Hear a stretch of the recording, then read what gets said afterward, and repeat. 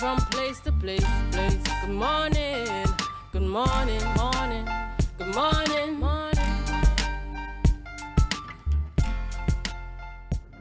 Good morning, viewers, and welcome back to the Tobago Updates morning show, coming to you here live from the Port Mall in Scarborough, Tobago. I'm Julien Skeete, on with you this morning, and we're just at about 7:10 a.m. And starting us off this morning, we have Cloyd Williams, President of the Tobago Maxi Taxi Drivers and Owners Association, and Nolton Roberts, the Assistant Secretary, joining us here this morning. Good morning and welcome, gentlemen. Good morning. Good morning, Mr. Skeete. How are you?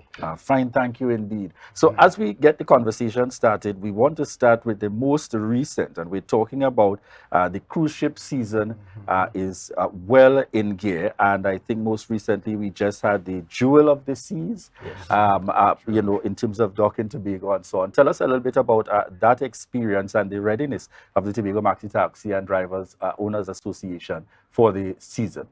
All right. We are ready. Most of our buses has been inspected, and we have been serving the cruise ship for quite a number of years, the cruise ship industry, and we will continue to do it. But as you talk about the season, we are quite ready. All right. I know you want to ask probably I should jump the gun. All right. The issue of what happened recently. Yes. That was on the 11th, where there was a shortfall with the Maxis, and may I mention to you, the public, or it has been branded that there was a strike. There was no strike, but there was just an unfortunate shortfall where some Maxis were not there because of several reasons. All right. There is going to be a ship tomorrow, and we are putting everything in place so that there will be no shortfall. Going back to on the 11th, why some Maxis were there were several issues in terms of I know the religious issue is one and mechanical problem, and let me just clear the air with that. Of course, it's not the first time a ship is coming on Saturday where some folks like myself have the religious commitment, all right? And that was mentioned in a meeting 2 days before the ship, okay, where we have, or my association is just about 50% ready. And you have to take into consideration the few Maxis that would not be there on Saturdays, and maybe about one or two with a mechanical problem. But it's really unfortunate that nothing was put in place to facilitate that ship with 2,868 passengers, all right? And in that particular meeting, I established the fact that there's a ship coming on Saturday with that volume of people, and it's going to be there almost every Saturday. And nothing was set in place for that volume of people, and that's what caused the problem. And it's really branded around that the Maxis were on strike, as I said before, but there were no strike at all. So what we'd like to get clear, something like this in terms of the cruise ship season, how far in advance is the Maxi Taxi Association aware as it relates to that a ship will be coming? So for example, we're speaking about the one that took place on the 11th. How far ahead of time would the Maxi Taxi Association would have been aware of this vessel coming to Tobago? Well, we got the roster, the schedule maybe about 2 months or so before. Right. But on those who are going on tours, we will know that maybe about 2 days before, where the agent, the main agent or sole agent, Mr. Carvalho, will send the roster to myself or my secretary, right? So we were quite aware, all right? But at the same time, I just want to repeat myself that the committee that was set up, or the committee that was there, high-powered committee, you have people from Tatil, you have the director of transportation and tourism were there. You have the police were there. All the stakeholders were there, and that was made plain. So what was supposed to be put in place? Because I want to be clear, your association has been around for some time. Quite a while. This is not the first Saturday that has occurred. And in fact, part of my family base as Skeets is Adventist. And yes, I didn't particularly like the take that just, people almost feel as though if you are in that religious group and you abandon your responsibility. I know that Adventists are a responsible person. That's right. And therefore, as such, those things would have been noted in advance. What was different this time around versus all other Saturdays in the history of the operations of cruise ships? And I know the secretary want to come in there, but let me just answer that. Normally, before the ship comes, the committee will meet and they will put things in place. I remember meeting in tourism department with Mr. I think it's Dexter Tram and Mr. Samuel Henry. And from the time you mention that, they will start to call around and put things in place, you know. But unfortunately, this didn't happen on that Saturday. And one of the problems that we face, PTSC normally supply with buses, right? When there's a shortfall, and then you have PTSC only send 3 buses, you know. And the committee was aware of that. And I want to blame solely the ground transport person who said that there was a poor planning on our side. There was no poor planning. It's a given. Once you know a ship is coming on Saturday, you know what happened, right? And he's the one who should be taking that responsibility because he's in charge of ground transport. So that's within your association, or is that within the broader committee? Could you just repeat? The person responsible for ground transport, it's within your association, or this is the broader stakeholder type broader committee? Stakeholder. He has been assigned or appointed or hired by the Tobago House of Assembly, right? And he's the one who should be coordinating, calling, and say, exactly, gentlemen, there's a shot. And this was not happen. And he got to take responsibility. We are just providers, right? We are not the organizers in that state, in that case, right? And I guess my Let me get your take as well, joining in the conversation here, Nolton Roberts, Assistant Secretary. Okay, adding to what Mr. Williams has said, I would like to know, in fact, what happened prior. We knew the ship was coming. We had important information as to the persons going on tour, the amount of passengers, etc. But we also informed that, well, as you said, those of us who are Assembly Adventists won't be there. But there was a problem with a few of the buses on this association side with mechanical problems and other inspections to be done.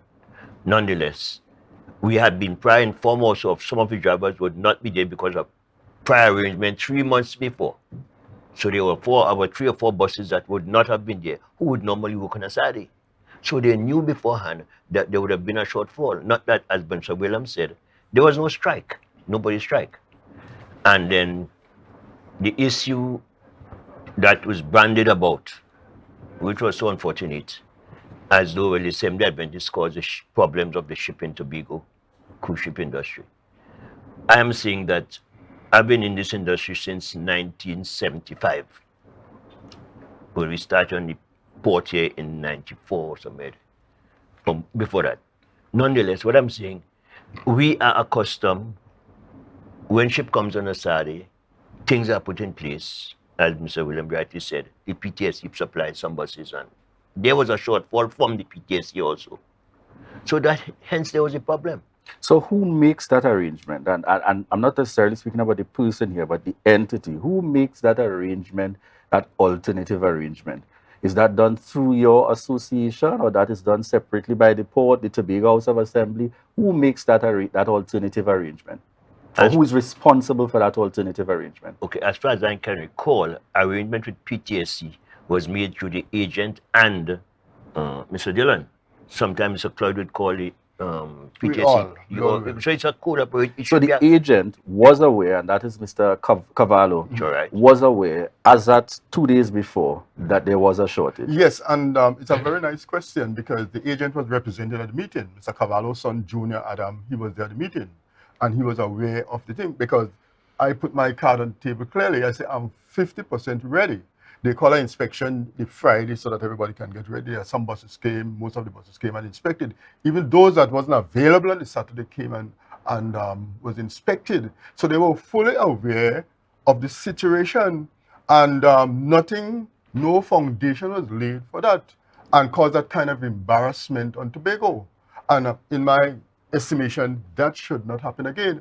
And one provider who was there, I mean, we probably playing Pontius Pilate, who is saying that he said that he is 90% ready, but as far as the record shows, he was 90% unready. Because here you have the two organizations have 10 buses each. My association was there with 10 buses each. The other provider has 10, and he falls short, or we all fall short in a big way. So these are the two associations in Tobago that would have been providing the service here on the port. That's right. Right. So you're saying that the other provider indicated that they were 90% ready. But the reality on the day was? That was probably under 50. Because he was able to provide 10 buses. I myself 10. And after the tours were cancelled, we have buses coming in, well, not much. You know what I mean? Okay, so there was a total failure. And I put the blame solely on the ground transport operator who had been assigned by the Tobago House of Assembly. And he needed at this time to make an apology to Tobago, the Tobago House of Assembly, and the Secretary for Tourism. And even she's not really responsible in that sense because the Secretary wasn't around.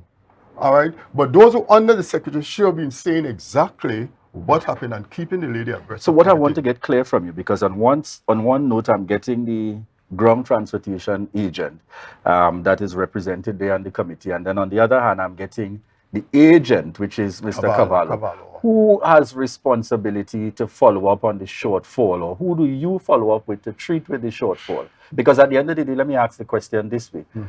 Who is responsible for payments to your association? That would be the agent. Yes, the agent, Mr. Cavallo. In the circumstances that there is a shortfall, who is responsible for payments in that regard? As in whoever is engaged, whether you go PTSC route, whether you make arrangements through the assembly, whether you go with other, well, there aren't other private options because it's just the two associations. Who is responsible in that regard? So that's what I'm just trying to get some clarity on here. Payments are made by the agent to the associations. Right. So if you have to get extra manpower, the payment is made to the association to facilitate payments to those additional manpower. Yeah, that's right. So like if we were to use the example, you said PTSC brought 2 additional buses. 3 additional buses. So that would have been arranged by who would have arranged Mr. Cavallo. Mr. Cavallo arranged that. And that payment is made from the agent to PTSC in terms of covering the cost. That's right. So is it that as at that meeting, Mr. Cavallo as the agent did or did not have sufficient information to know that he needed more than just 3 additional buses to cover the shortfall? No, he knew he needed more, but PTSC was unable to supply more because most of the buses are not functional. That's the problem with them, unlike you see. All right. And in the past, you're saying when it has gotten to that point, what has been done to augment to fill the rest of the gap? So you have the maxi taxi associations, you have PTSC. What's the third element that fills that gap when there is still a shortage? Well, I don't know if we ever experienced that kind of or level of shortage. Okay. All right. I think once I remember, I think it was one Saturday there wasn't enough buses where the folks walked down to the beach and bathe, and you know what I mean. But I can't remember in my or recollect that we ever have that kind of thing didn't happen. And that kind of embarrassment, you know. So as it stands now, what we have been putting in place for tomorrow is that this does not occur again. Well, we would hope that it won't definitely not occur again. One of the other things I want to get your quick clarification on as well, because of course this has also been in the space, the issue of outstanding funds due to you by the agent. Because while you may say it was not a strike, and I take your word, but what has been seen far and wide is the issue of money arose after a situation of a shortfall or what became a very embarrassing circumstance. Outstanding money is owed by the agent, which you have indicated is Cavallo. What's the situation with that at this point? Listen, the issue is not money. And we got to be very careful when we are dealing with international matters. All right? We're going to approach Mr. Cavallo. He knows he owes the association and so on. And we'll deal with it within ourselves, within the house. But on the media, we say no, right? Because you don't want to spoil the destination. You want to save the destination. You want to protect the destination. You want to present a good image. You know what I mean? As a matter of fact, the folks has been out there promoting Tobago and the beauty of Tobago, you know what I mean? And here you are coming now with this kind of problem, you know? So it's really embarrassing, and we are working on it. And I think Mr. Cavallo is well aware of the situation, and we'll deal with it as a private matter. And that's fair enough. Now I want to get, as we move forward, very critical at that, what are the efforts to ensure, in particular, should we get back again based on the schedule? There will be weekends in the circumstances. What kind of additional support can we look forward to? I heard you and I saw you at the district meeting, in terms of speaking, but I want you to, for the benefit of our viewers and listeners, what are the projections to be put in place so as to ensure that this circumstance does not occur again? And I think it's a beautiful question, and I want to address that, all right? What we are doing now, we are trying to make sure that all the buses are ready for tomorrow. All right, on my list from my association, I have 39 buses. Maybe one is in question. What I did also, I get to the THA and I said, listen, we need buses. Why can't we use some of the divisional buses? And they are doing that. I got the assurance that there are a few buses that will be used from the THA, maybe about 8 or so. Secondly, PTSC has promised maybe about 5 buses, all right? And when you put all together, I think we are covered. All right. You think for sure we are covered? I want you to well, guarantee me. I'm hoping that we are covered. All right.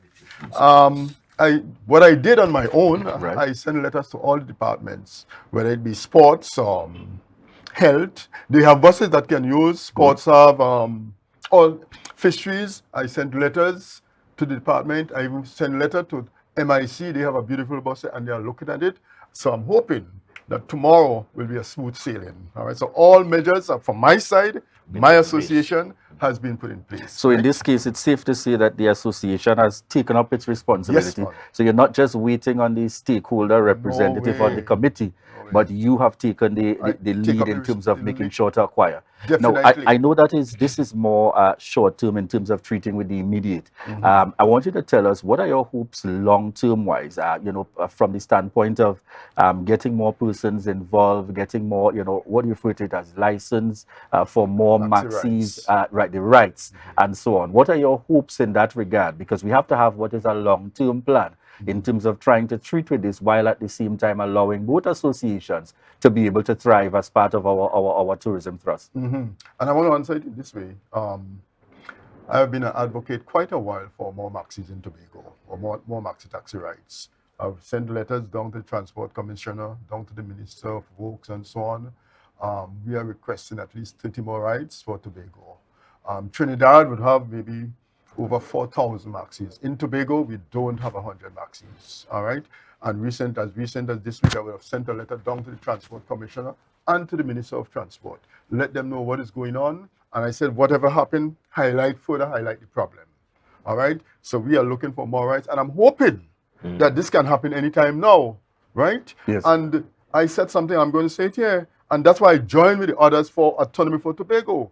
Because when you want something for Tobago, you have that bureaucracy and red tape and that kind of thing. So I'm hoping that we can have the Autonomy for Tobago where we can deal with our matters right here in Tobago. Sure. Where we don't have to go to Trinidad. And the problem going to Trinidad, they doesn't see us as, what I mean? So I'm hoping that this can happen. I'm hoping that all Tobagonians and the others in Trinidad can join with the fight and this is not politics, but join in the fight for Tobago. Putting Tobago first. Putting Tobago first. Yes, it seems like the same thing that every political party is saying, but we continue to look forward, most importantly, putting Tobago first. And it's very in terms important, of moving us ahead. All of us and this media has a responsibility, even though you have to be level, but you have a responsibility. Certainly.